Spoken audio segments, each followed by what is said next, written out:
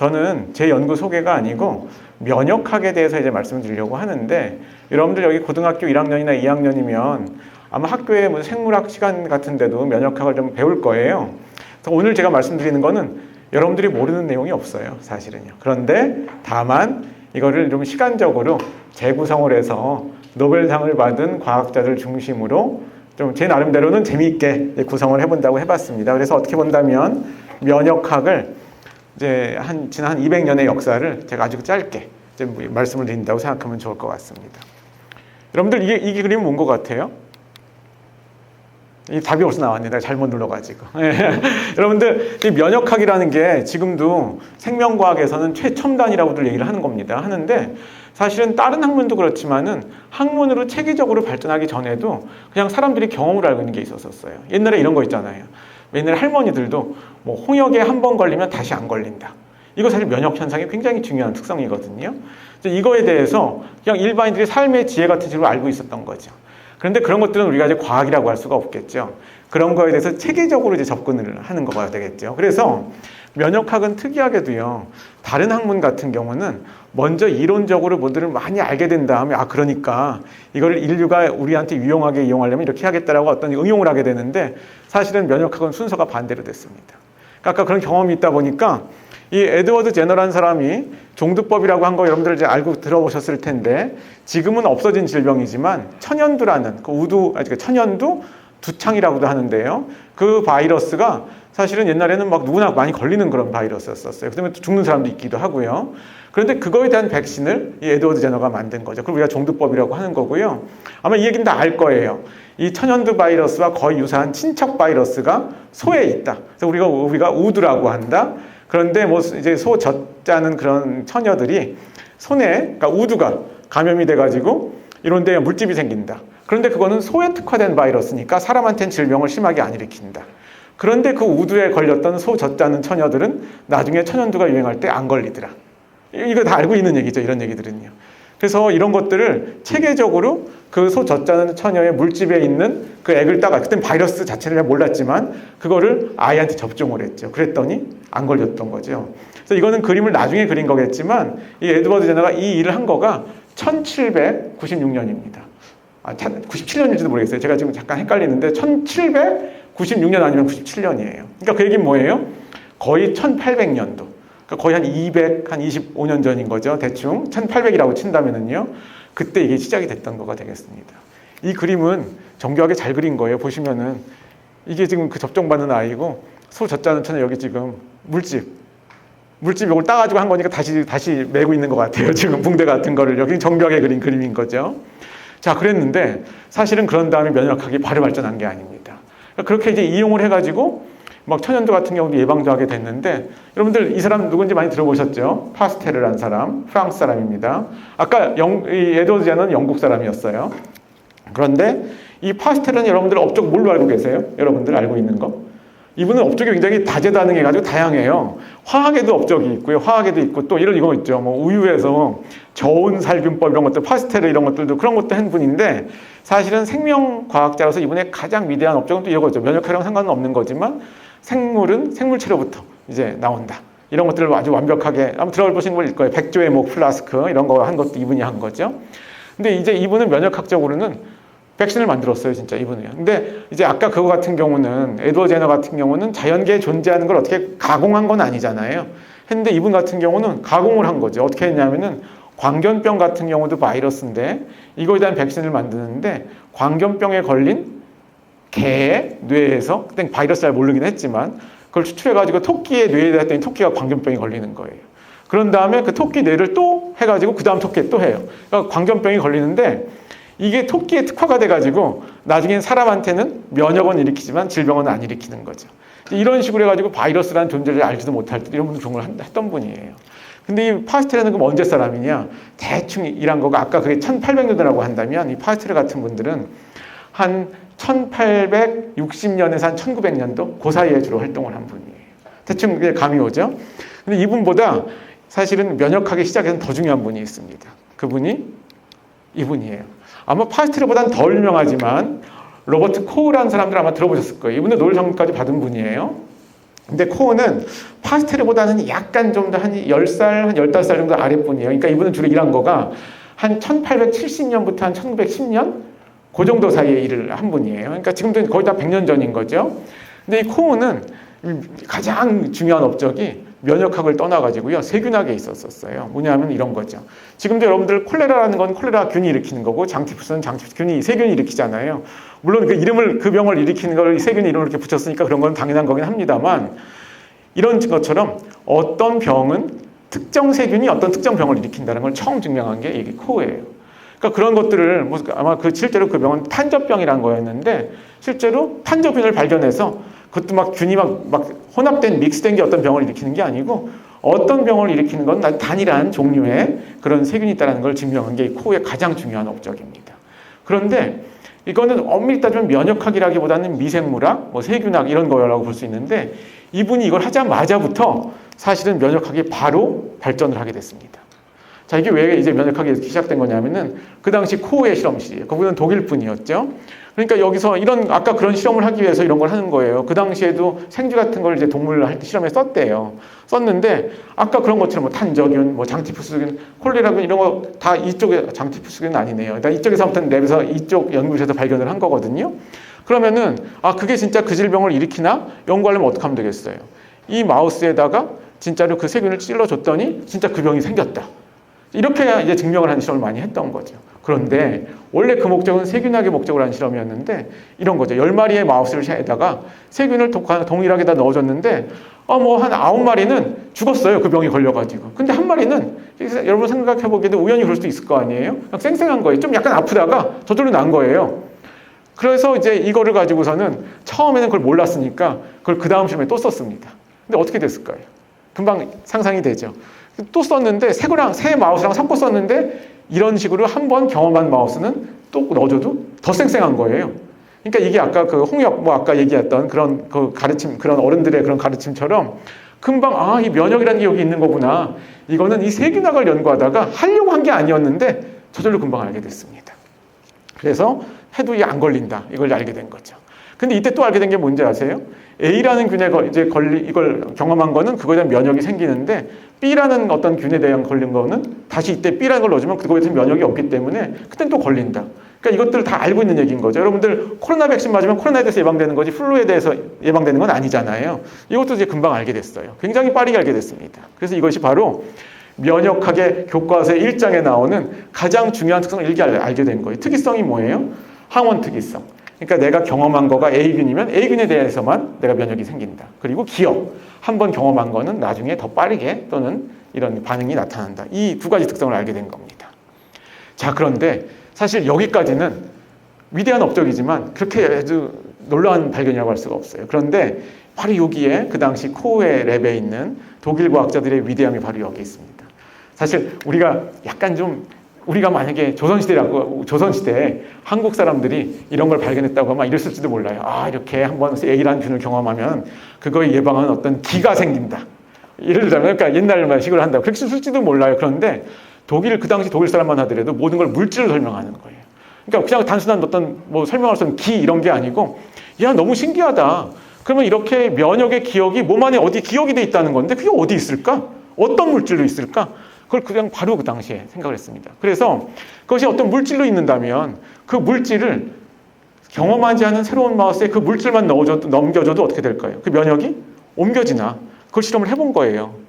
그래서 이거를 할 때 여러분들 이 면역이 어떤 물질로 있을 때 새로운 마우스의 면역을 옮길 수 있을까 할 때 가장 먼저 해보기 쉬운 게 뭘까요? 가장 먼저 해보기 쉬운 거. 피죠, 피. 이 피에 면역이 있어서 이거를 새로운 마우스에 넘겨주면 어떻게 될까? 이렇게 실험을 해본 거예요. 근데 피는 이제 바로 꺼내서 놔두면 굳기 때문에 피 전체를 옮긴 건 아니었고요. 피를 이제 꺼내서 굳힌 다음에 거기 노리끼리한 혈청이라는 거 나오죠. 물의 성분. 그걸 넘겨줘 본 거예요. 그러니까 이 마우스는 경험을 한 게 아니었던 거죠. 근데 이 기억이 있는, 면역 기억이 있는 마우스에 혈청을 옮겨준 거예요. 그 다음에 이제 이거를 다시 감염을 시켜본 거죠, 일부러. 어떻게 됐을까요? 탔다 알죠? 면역이 넘어갔죠. 그래서 걸리질 않는 거, 쌩쌩한 겁니다. 굉장히 이게 별거 아닌 것 같지만 이 일이 지금 와서 그 당시에는 이제 이런 것들이 우리가 항체가 넘어간 걸 알고 있는 거죠. 항체 같은 걸 이렇게 Y자처럼 이렇게 우리가 많이 모식도를 그리잖아요. 근데 바로 그 당시에는 항체까지는 몰랐고 피에 녹아있는, 혈청에 녹아있는 어떤 물질, 그래서 이제 그런 식으로 이제 얘기했는데 결국 곧 이어서 항체란 말을 쓰긴 썼었죠. 지금의 시각에서 보면 그게 항체인 거예요. 항체인 거죠. 자, 그래서 이런 항체 같은 경우는 여러분들 코로나 같은 때도 지금 이런 것들이 가장 중요한 거죠. 뭐 바이러스라고 한다면 내가 이런 중화항체가 이미 만들어져 있으면 백신이 맞았건 이전의 감염 때문이건 그러면은 바이러스나 세균 같은 게 들어오더라도 내 몸에 본격적으로 침입하기 전에 미리 잡아줘가지고 내 몸으로 더 못 들어오게 한다든지 이런 점막 같은 데서 이런 역할을 해가지고 원천적인 예방을 할 수가 있는 거죠. 자, 그런데 이 순간부터 이제 면역학이 노벨상을 받기 시작합니다. 여러분들 노벨상 저도 받고 싶거든요. 여러분 다 받고 싶죠? 네, 근데 노벨상 1회가 언제인지 아세요? 노벨상 1회 노벨상. 몇 년도? 아, 여기 답을 다 있네. 아, 미안해. 1회 노벨상이에요. 이걸 뭐 외울 필요는 없지만 외우기도 되게 쉬워요. 1901년도예요. 그러니까 노벨상이. 근데 이제 면역학자인 저는 자부심이 있게 1회 노벨상이 면역학에 주어졌습니다. 그 후에도 물론 이제 오늘 강의에 나오는 다른 많은 것들이 있는데 이제 이 사람은 어떤 걸 했냐면 에밀 폰 베링이라는 사람인데요. 이 업적은요. 여기 있는 것처럼 혈청요법 연구로 디프테리아에 걸린 어린이들 치료 이렇게 되어 있는데 또 말을 만지고 있어요. 이 사람이요. 이게 뭐냐면은요. 아까 전 슬라이드에 했던 실험을 했던 혈청을 내가 옮겨준 거 있잖아요. 항체를 옮겨. 그 실험을 똑같이 했는데 뭘 했냐면은 환자 치료에 썼어요. 그 당시. 어떻게 했냐면 그 당시에는 디프테리아가 유행을 하고 있었어요. 그 당시가 유럽이 이제 전 세계적으로 가장 잘 사는 나라들인 거죠. 선진국인데 거기서 디프테리아가 유행을 하는데 이제 그 사람들이 연구를 해보니까 디프테리아, 세균이 이런데 이제 서식을 하는데 디프테리아에 걸리니까 아이들을 아프게 하긴 하는데 그것도 중요한 얘기네요. 디프테리아에 걸리면은 아이들이 주로 걸리는데 걸린 아이들의 한 30-40%가 죽었어요. 30-40%가. 굉장히 높은 치명률이죠. 근데 그럼 왜 죽이나 봤더니 여기 목에 이제 세균이 서식을 하는 거예요. 근데 자세히 연구해 보니까 물론 세균 때문에 죽는 건 맞지만 세균이 독소를 냅니다. 몸에 이제 정착을 한 다음에 그래서 그 독소가 사람을 죽이는 거예요. 그러니까 세균이 원인은 맞지만 세균만 있고 독소가 없으면 죽이질 않는 거예요. 그래가지고 그걸 알게 된 다음에 에밀 폰 베링이 그 디프테리아 톡신이라고 그러는데 독소를 정제해가지고 그걸 말에다가 넣어줬어요. 왜 말에다 넣어줬을까요? 말은 이게 안 죽어요. 이 디프테리아 톡신을 맞아도. 근데 말에다 넣었으니까 말에서 그 디프테리아 톡신에 대한 항체가 나옵니다. 그래서 그 항체를 다시 말의 피를 뽑아요. 그래서 말에 그 피를 뽑아서 붙인 다음에 혈청을 얻어요. 그 노리끼리한. 그래서 그걸 희석해가지고 아이들한테 넣어줬어요. 걸린 아이들한테. 그러니까 요즘에는 말의 혈청 같은 걸 약으로 쓰지는 않는데 그 당시에는 이렇게 했습니다. 그러니까 그 얘기는 뭐냐면은 그 항체가 들어가서 이제 그 걸린 아이들이 여기 디프테리아 톡신이 있다 하더라도 그 항체가 잡아주면은 더 이상 세포 안으로 못 들어가고 작용을 못 합니다.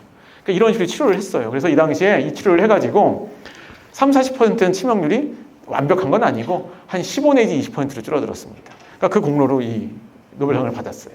근데 지금 보면은 또 저것도 있어요. 이유가 왜 말을 썼냐? 이게 약을 만드는 건데 한 번 했을 때 많이 얻어야 되잖아요. 그러니까 소독물을 쓰는 것보다는 대독물을 쓰는 게 더 많이 얻겠죠. 죽이지는 않으면서도 그러니까 약을 많이 얻는 거나 마찬가지니까. 그러니까 이런 식의 치료는 우리가 지금 더 이상 하고 있지 않지만 여러분들 이 치료의 원리가요. 사실은 120년이 지난 요즘도 쓰이고 있는 겁니다. 다만 말로 쓰이는 게 아닌 거죠. 여러분들 코로나 때 아마 뉴스를 열심히 보신 분은 알겠지만 특히 코로나 초기 때 코로나에 걸렸는데 아무 약도 없었어요. 근데 중증이 됐어요. 근데 얼마 전에 딴 지역 대구에서 코로나에 걸렸다 저절로 나은 사람들이 있는 거예요. 그 사람들의 피를 뽑아가지고 거기서 혈청을 얻어가지고 그 사람 혈청을 치료로 썼어요. 2020년에도 우리가. 그게 말을 걸 쓴 건 아니지만 똑같은 거죠. 그래서 이걸 지금도 우리가 쓰고 있다는 거. 그리고 심지어는 이제 그 코로나 때도 후기에는 뭐 셀트리온이라든지 또 외국 회사들에서 이런 항체를 일부러 공장에서 만들었죠. 그래서 만들어서 넣어준 것들도 치료제로 썼던 그런 경험들이 사실 원리가 똑같다는 겁니다. 사실은 그런 걸 쓰고 있었던 거죠. 자, 그래서 여러분들 고등학생이면 다 아는 거 제가 쉽다고 한 게 다 이 이유인데요. 여러분들도 알고 있는 거죠. 이게 지금 세균이 여기 세 가지 다른 걸 그려놨는데 모양이 다 다릅니다. 이게 항원이 다른 거죠.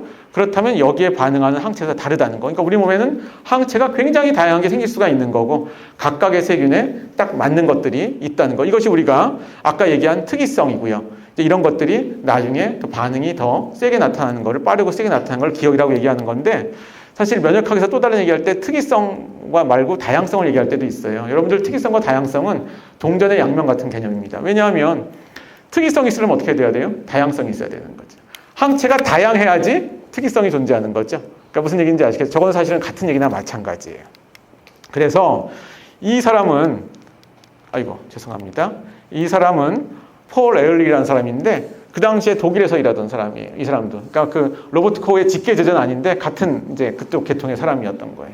근데 이 사람이 아까 그런 연구를 통해 가지고 항체들은 이런 특성이 있다는 걸 얘기를 했습니다.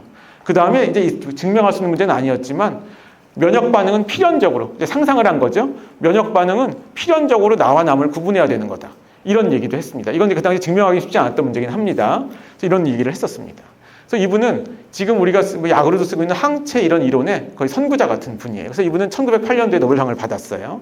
그래서 지금 이제 와서 본다면, 그건 그 당시엔 몰랐지만 지금 와서 본다면 사실 우리 몸에는 제가 비세포를 3개만 그렸지만 비세포가 굉장히 많이 있죠. 10에 한 11승, 12승계가 있는데 거기에 다양성이 한 10에 7, 8승까지가 있는 거죠. 그러면은 우리가 세균이 이런 게 들어오면은 이 물질이 이러한 그 비세포를 또 선택해가지고 얘네들만 항체를 내게 되면 이거 여기에 작용하는 거고. 이런 식으로 되는 그 시어리를 뭐라고 그래요? 클로널 셀렉션. 클론 선택적인 이제 이런 활성이다. 이런 걸 얘기하는 걸 다 알고 계실 거라고 생각을 합니다. 그래서 이건 실제로 현미경으로 본 항체를 전문적으로 내는 비세포가 분화한 플라즈마 셀을 사진을 보여주는 그런 그림이 되겠습니다. 자, 그래서 심지어는 면역학의 역사에서 지금도 우리가 중요하게 여기는 항체 같은 경우는 이런 식으로 이제 발견을 처음 하게 되고 아예 처음부터 이미 1901년도부터 사실 노벨상이 1901년도니까 이용한 건 언제겠어요? 1900년도가 되기 전이었을 거예요. 그죠? 이용한 건 아까 그 딥테리아, 그 말, 혈청. 그러니까 굉장한 오랜 역사를 가지고 있는 거라고 할 수 있겠죠. 그런데 여러분들 면역이라고 그러면 사실은 막 초등학생들도 생각하기 쉬운 가장 또 면역세포에 중요한 것 중에 하나가 대식세포가 있어요. 사실 대식세포는 사실은 굉장히 다른 종류의 면역세포입니다. 근데 대식세포 같은 경우도 굉장히 직관적으로 이해하기가 되게 쉬워요. 왜냐하면은 내 몸에 대식세포가 있는데 얘네들은 뭔가 외부 침입자를 좀 개걸스럽게 먹는 그런 성질이 있는 세포다. 이름 자체가 그렇죠. 그 다음에 이런 것들은 막 세균 같은 걸 선택적으로 먹어치워서 내 몸에 들어도 해결을 해준다. 굉장히 직관적으로 이해하기가 쉽잖아요. 그래서 이 대식세포는 다른 과학자에서 발견이 됐어요. 그 사람이 이 엘리 메치니코프라는 사람인데 이 메치니코프 딴 데서 이름 들어본 적 있지 않아요? 메치니코프 여러분들은 요즘에 그게 안 나오나? 메치니코프가 무슨 요구르트, 유산균 음료 이런데 그 상품명으로 쓰이는 게 있는데 아까 파스텔에도 그렇고 그렇지만 이 메치니코프는 나중에 노벨상을 받았지만 그 업적은 대식세포를 발견한 거였는데 나중에 말년에 그런 유산균 이런 연구를 좀 하긴 했었습니다. 그 이름을 이제 따서 쓰는 거죠. 근데 이분의 일생에서 가장 큰 업적은요, 이 대식세포를 발견한 거예요. 그래서 대식세포, 아마 여러분들 그것도 어떤 과학책을 읽어본 적이 있을지 모르겠지만 이 대식세포는 사람 같은 고등동물만이 아니고요. 불가사리 같은 경우는 굉장히 좀 하등한 강장동물 이런 거잖아요. 거기도 그게 있어요. 그런 하등동물에도. 그래서 아마 여러분들 읽으신 적이 계실지 모르겠지만 장미가시를 일부러 불가사리에 박아가지고 이물질이 침입했는데, 그러니까 장미가시는 크니까 먹어치울 수는 없는데도 불구하고 매크로파지, 대식세포는 구분할 수 없으니까 와가지고 그런 걸 제거하려고 엄청 모여든 거죠. 이런 걸 보면서 처음 발견했다고 하죠. 그래서 이런 것들 같은 경우도 마우스에서 대식세포가 세균들을 잡아먹은 걸 이 사람이 그린 거예요. 이런 것들이 이제 했던 게 이제 이 사람의 업적이었고, 이런 것들이 실제 대식세포 이런 모양이 진짜 약간 비슷하게 생겼죠. 생겼습니다. 자, 그랬는데 여기에 20세기 초반에 학문적인 전쟁이 벌어져요.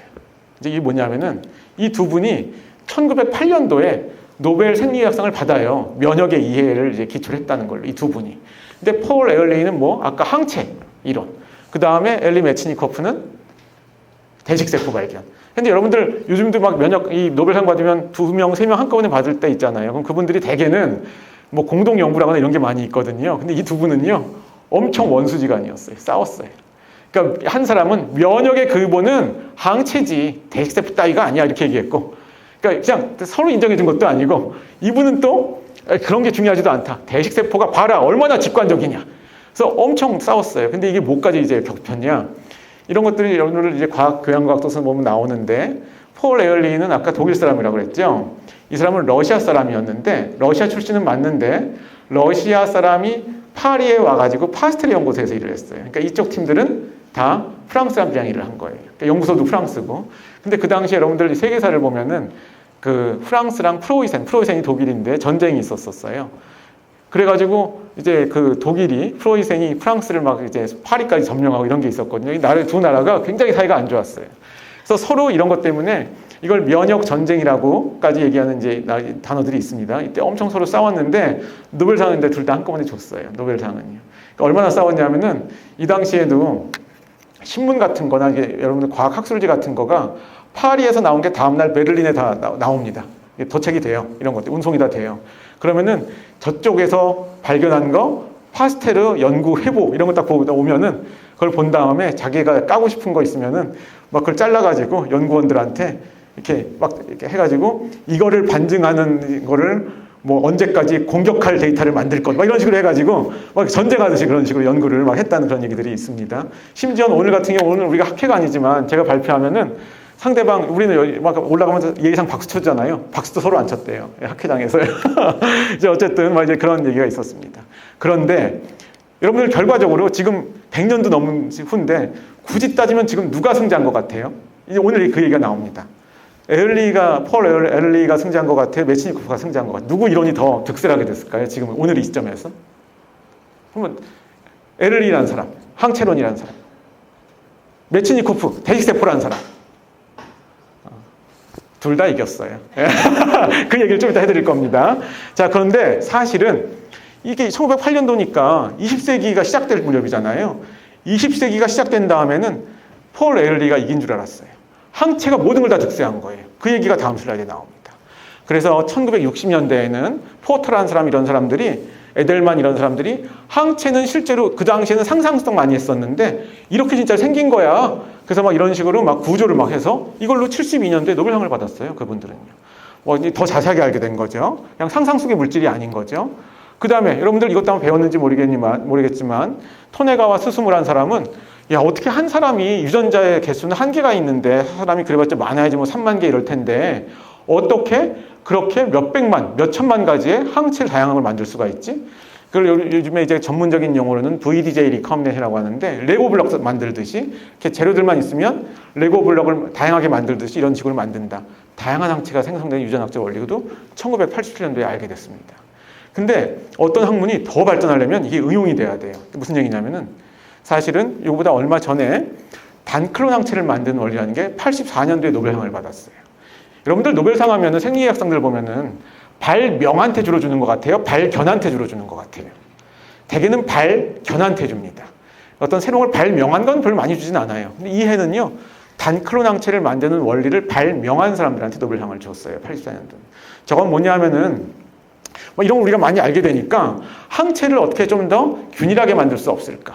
실제로 우리가 아까 말에서 만들고 하면은 여러 가지 항체가 막 섞여 있거든요. 그래서 지금 좀 쉽게 얘기하면은 우리가 지금 공장에서 셀트리온 같은 데서 공장을 순수하게 만들 수 있잖아요. 다 이것 때문에 그렇게 할 수가 있는 거예요. 그래서 단일 클론 항체를 만들 수 있는 원리를 이거가 있었기 때문에 지금 현재 항체 의약품 이렇게 우리가 만들 수 있게 됐다. 이런 것들도 다 이 일은 실제로 그 일들은 1971년, 2년에 이루어진 일인데 1984년도에 노벨상을 받았고 지금 현재 항체 의약품을 만드는 이 모든 역사의 시초가 됐습니다. 자, 지금 이걸 보면은 아까 제가 지금 폴 에럴리랑 엘리 메치니코프의 대결 구도를 얘기했는데 그래서 사실은 20세기는요 대식세포파가 완전 찌그러들었고요. 그 다음에 이 항체파가 모든 걸 다 이제 설명하기 시작했어요. 면역, 대식세포 따위는 없다고 얘기는 안 했는데 별로 연구도 많이 안 하고 사람들이 그냥 약간 없는 건 아니에요. 있는 건 인정을 했지만 그냥 막 그런 식으로 약간 이제 일을 했습니다. 뭐 이렇게 응용까지 약까지 만들어지게 됐고요. 자, 그런데 이 항체파에 좀 더 뭐랄까 더 선진적인 것도 나오게 됐어요. 아까 항체는 비세포가 만들잖아요. 어이구, 이거 제가 이걸 빨리 넘어가면 안 되는데.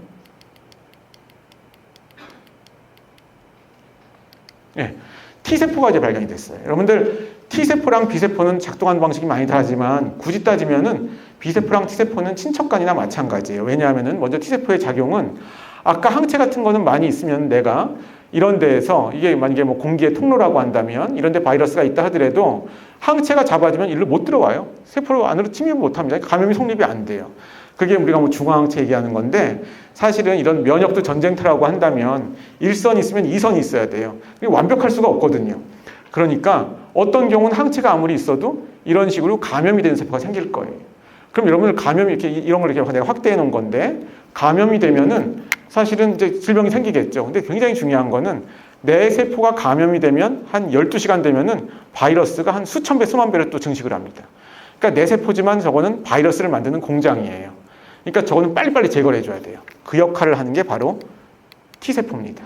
T세포는 그래서 여기도 킬러, 지금 칼을 들고 있는데 B세포는 항체를 작동한다면 특히나 킬러 T세포 같은 경우는 바이러스에 감염된 세포를 빨리빨리 찾아서 그것만 이제 제거해 주는데, 그러니까 B세포랑 T세포는 많이 다른 것 같지만, 이건 항체파가 아닌 것 같지만 사실은 이 T세포들도 어떻게 다양한 것들에 대해서 존재하느냐. 어떤 T세포는, 이런 T세포는 감염되지 않은 건 안 죽이고요, 다른 바이러스에 걸린 것도 안 죽여요. 그러니까 아까 항체처럼 뭐가 있는 거예요? 특이성이 있는 거예요. 그 특이성의 원천은 아까 VDJ 레컴비네이션, 그 레고 조각처럼 되어 있는 거. 그렇기 때문에 T세포도 다 마찬가지 원리로 구체적인 액션은 다르지만 그런 식으로 설명을 할 수가 있습니다. 이렇게 보면 이 T세포가 어떤 식으로 이렇게 타겟 세포를 찾아서 죽이고 하는 것을 발견한 사람들이 1974년, 5년, 6년에 일을 했고요. 이 사람들이 1996년도에 이 업적으로 노벨상을 받았어요. 자, 이런 식으로 그러면 아까 20세기의 거의 끝이죠. 이 모든 시기 동안 지금 항체파, 또 항체파의 좀 더 아류라고 할 수는 없지만은 같은 또 그 계열인 T세포, 이런 걸로 지금 모든 면역학이 설명이 되는 것이 시대가 됐습니다. 이건 T세포가 실제로 이렇게 생겼다는 걸 보여드리는 겁니다. 자, 그런데 이제 메치니코프는 돌아가셨지만 당연히 메치니코프 같은 대식세포의 반격이, 그 파가 20세기부터 나타나기 시작했습니다. 21세기, 그러니까 20세기 후반부터 나타나기 시작했습니다. 먼저 그런 이제 그분이 발견한 건 대식세포지만, 지금 이건 제가 먹성 좋은 대식세포를 그려놓은 거죠. 실제로 대식세포가 여기는 세균들을 잡아먹는 그런 것들을 이제 찍어놓은 이제 그림, 사진이 되겠죠. 근데 진짜 이런 것들이 존재한다는 거를 그 20세기 내내 100년 동안도 이걸 부정할 수는 없었어요. 근데 사람들이 연구를 그렇게 많이 막 노벨상도 하나도 안 주어졌고, 그 후에는 그렇게 활성화가 안 됐습니다. 이제 또 하나는 이런 것도 있었어요. 여러분들 피에 있는 백혈구막 5가지 배우죠, 생물 시간에. 거기에 60 내지 70% 가장 많이 차지하는 게 호중구거든요. 근데 호중구 같은 경우는 심지어 이런 일도 해요. 이건 더 최근에 발견된 일인데, 이렇게 잡아먹는 일만 하는 게 아니고요. 호중구는 이렇게 생겼거든요. 생겼는데 앞에 세균이 있잖아요. 그러면 자기 DNA를 내뿜어요, 밖으로. 자기는 죽더라도. 그걸 우리가 네토시스라고 그러는데, 저는 그래서 이걸 스파이더맨이라고 많이 얘기를 합니다. 실제로 여기 세균 앞에서 DNA를 내뿜는 걸 보여드리는 겁니다. 그러니까 말하자면 호중구는 DNA가 실제로 물성 자체가 끈적끈적하거든요. 그러니까 세균 앞에서 세균들이 있으면 자기는 죽지만 DNA를 내뿜어요. 그럼 끈적끈적한 그물로 막 쌓여지면은 세균도 더 이상 증식도 못하고 꼼짝달짝 못, 진짜 스파이더맨 같죠? 그럼 대식세포가 와서 더 쉽게 잡아먹기도 하고 이렇게 합니다. 그러니까 이런 것들도 굳이 따지면 얘네들은 대식세포는 아니지만 아까 뭐 B세포와 T세포가 같은 계통인 것처럼 얘네들 다 같은 계통이라고 볼 수가 있어요, 넓게 보면은. 그런데 아까 얘기한 것처럼 얘네들을 이 작용을 부정할 수는 없었는데, 그렇게 약간 좀 20세기 동안에 연구가 활성화가 안 된 거는 얘네들이 어떻게 내 세포 앞에서는 이런 걸 안 하고 세균 앞에서만 이런 일을 하는지, 그거를 구분하는 거를 하나도 몰랐던 거예요. 그러니까 나와 남을 어떻게 구분하는지를 너무 모르겠는 거예요. 그래가지고 설명이 안 되니까 사람들이 약간 외면하고 그랬던 거였던 거죠. 그러던 차에 이 톨 유사수 형체가 발견됩니다. 아마 톨-라이크 리셉터가 들어본 분들이 계실 텐데, 이 톨-라이크 리셉터는요, 이 대식세포나 이런 세포들이 가진 리셉터인데, 톨 유사 수용체는 굉장히 특이해요. 아까 본다면, 아까 세균을 제가 3가지를 그려놨는데, 항체는 어떻게 인식했어요? 이거가 종류가 다른 세균이라면은 이렇게 다른 부분들을 인식하는 걸 인식했죠. 톨 유사 수용체는 다양성이 없어요. 그 대신에 어떻게 하느냐? 예를 들면 세균에는 LPS라는 물질이 있는데, LPS는 우리 같은 마말리언 셀은 절대 가질 수가 없어요. 예를 들자면 바이러스는 더블 스트랜드 RNA를 가지는데, 우리 같은 포유류들은 정상적으로는 싱글 스트랜드 RNA나 더블 스트랜드 DNA는 있거나 하더라도 더블 스트랜드 RNA가 별로 없어요. 그러니까 이런 식으로 정상적인 포유류 세포에는 존재하지 않는데, 세균이나 바이러스나 이런 것들이 있을 때 생길 수 있는 물질, 이런 것들을 인식하는 수용체를 가지고 있는 거예요, 우리가. 그러니까 이 톨 유사 수용체는 대식세포는 이렇게 한 가지를 가지고 있는데, 이건 세균의 종류가 다르다 하더라도 이것들은 포유류는 안 가지지만 세균들은 가지는 펩티도 글라이칸이라든지 LPS라든지 이런 거에 대해서 인식하니까 이런 식으로 나와 남을 구분하게 되는 거죠. 그러니까 이거는 말하자면 알람이에요. 적군에 무슨 세균인지는 구분을 못해요. 하지만 적어도 적군이 있다라는 건 얘기할 수가 있는 거가 되겠죠. 근데 이거 재밌는 여기 스토리가 하나 있어요. 이 톨 유사 수용체는 왜 유사일까요? 왜 유사 수용체일까요? 사실은 생명 연구를 할 때 우리는 막 의학 같은 거 할 때 사람만 연구해야 될 것 같지만은 굉장히 하등한 동물도 연결되어 있는 게 많아요. 사실은 이 시작은 초파리 연구였습니다. 초파리는 완전 다른 종류예요. 곤충은 생물 분류학적으로. 근데 곤충에서 톨 수용체라는 걸 발견을 누가 했어요. 이 사람들은 의학자도 아니에요. 그냥 초파리 학자였어요. 근데 톨이라는 저 수용체는 발생하는 데 되게 중요해가지고 저걸 일부러 망가뜨리면은 왜 머리, 가슴, 배 이런 거 있잖아요. 그 곤충에서 이게 막 순서가 바뀌기도 하고 다리가 엉뚱한 데 생기는 이렇게 생기는 발생과 관련된 거였어요. 그런데 그 중에 어느 하나를 이거를 넉아웃 없게 만들었더니 초파리가 전자임을 찍으면 이렇게 나옵니다. 여러분들 이게 뭔지 아세요? 요거가요? 무슨 담요, 좀 거칠긴 하지만 무슨 담요를 덮어놓은 것 같죠? 이게 다 곰팡이에요. 곰팡이.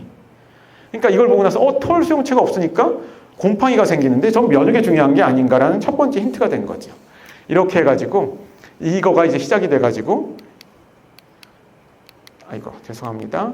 이 율리스 호프만이라는 사람은 이 일을 1900년대 초반에 초파리색을 발견한 사람이고 이런 똑같은 거가 마우스에도 있어 발견한 사람이 브루스 보이틀러예요.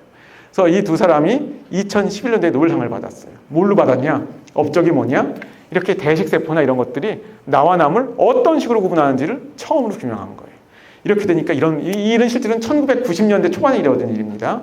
그러니까 이제 이때부터 다시 사람들이 이 메치니코프가 연구하던 대식세포 연구를 많이 하기 시작한 거예요. 이렇게 했는데 아까 왜 그러면 또 다시 이게 역전한 거냐? 아닙니다. 진정으로 이제 이게 두 개가 합쳐져요. 그게 뭐냐 하면은 수지상 세포의 발견이었어요. 여러분 들어보셨는지 모르겠지만 수지상 세포는 바로 어떤 일을 하느냐? 수지상 세포는 분류학적으로는 대식 세포랑 거의 똑같습니다. 그러니까 대식 세포처럼 남들을 잡아먹어요.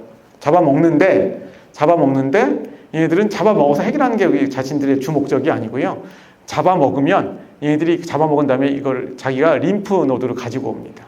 그럼 림프절로 가지고 온 다음에 얘네들이 가지고 온 동안에 잡아먹은 바이러스나 이런 것들을 가공을 해서 자기가 이렇게 제시를 해줘요. 그런 다음에 T세포를 활성화시켜줍니다.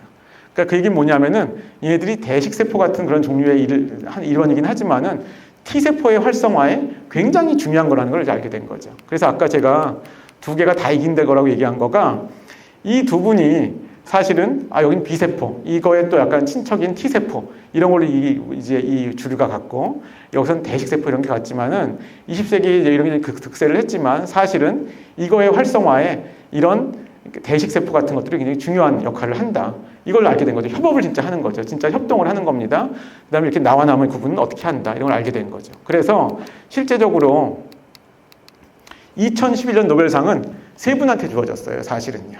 2011년 노벨상은 이 두 분은 업적은 톨라이크 리셉터의 톨 유사 수용체의 발견. 이분은 초파리에서, 이분은 마우스에서. 그래서 톨 유사 수용체죠. 이 초파리에서는 톨 수용체예요. 그러니까 톨라이크 유사 수용체를 발견한 거고요.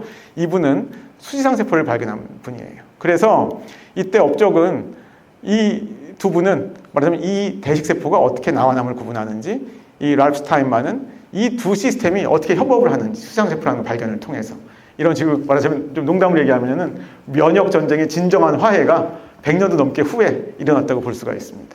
근데 여기서 또 하나 재밌는 거 말씀드릴게요. 여러분들 진짜로 여러분들 노벨상이 꿈이어야 돼요. 꿈이어야 돼. 나도 꿈이에요. 꿈인데 여러분 노벨상 심심할 때 노벨상 홈페이지 가서 보면은 재밌는 거 많이 있습니다.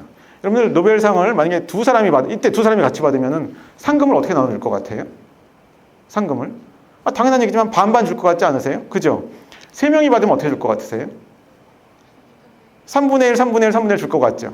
근데 보면은 그런 해가 있고 아닌 해가 있습니다. 그러니까 무슨 얘기냐면은 어떤 업적이 있어서 그 업적의 발견에 3명이 같이 하면 3분의 1, 3분의 1, 3분의 1을 줘요.